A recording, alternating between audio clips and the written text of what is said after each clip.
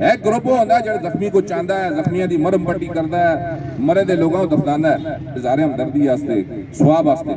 लेकिन तीसरा एक और ग्रुप होता है जो लोगों दी घड़ियां लाड़दा है, लोगों के चंद ते फलोड़दा है। हुण गल यह है कि असली हुक्मराना साबित करना है किहड़े ग्रुप में शामिल है। असी लोग जख्मी हाँ, असी जख्मी हाँ, असली मरम पट्टी उन्हें करनी है या असली चंद ते फलोड़दे होंगे, ये हुण वक्त साबित कर सी। और ये लारे लपे लाने लोगों को छोड़ देवन कि लोगों को गल्लां दा पता नहीं, ये पुराने जमाने लंघ गए थे। वो समझते आसे ने कोई फुलतरू असा सामने आके बैसन गल्लां मारसा, असी भी ना लारे लासा लपे लासा पैच छोड़ सा पपियां करके जफ्फियां दे के। लेकिन ऐसी कोई गल भी नहीं, असा बिल्कुल डॉक्यूमेंटेड गल की, डॉक्यूमेंट सामने रखे।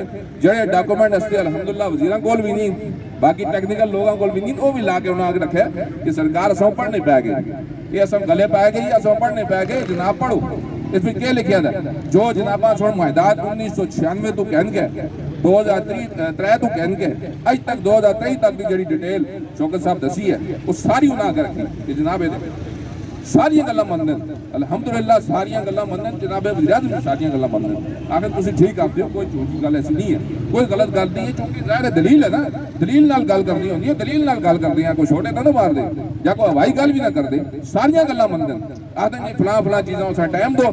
शौकत नवाज मीर साहब जड़ियां उत्थां सिफारिशात पेश कीतियां बिल्कुल दुरुस्त और कोर कमेटी की तरफों पेश हुई।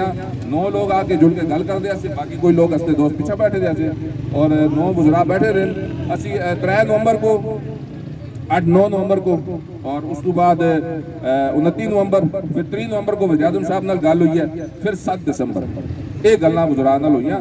आखिरी टाइम जड़ों बैठे असी फस गए आके टैरफ उपर, और टैरफ की गल शौकत साहब दस छोड़ी है, उसका वो तो ज़ाहिर है इसकी मुतफिका गल असी सारी दस छोड़ी है। आटे का बहुत हद तक कम हो गया था और उन्होंने चीज़ों नाल इतफाक हो गया जड़ियां गल्लां असां दसियां। बाकी चीज़ों नाल भी इतफाक हो गया था, वो जड़ियां तलबा यूनियन के हवाले नाल।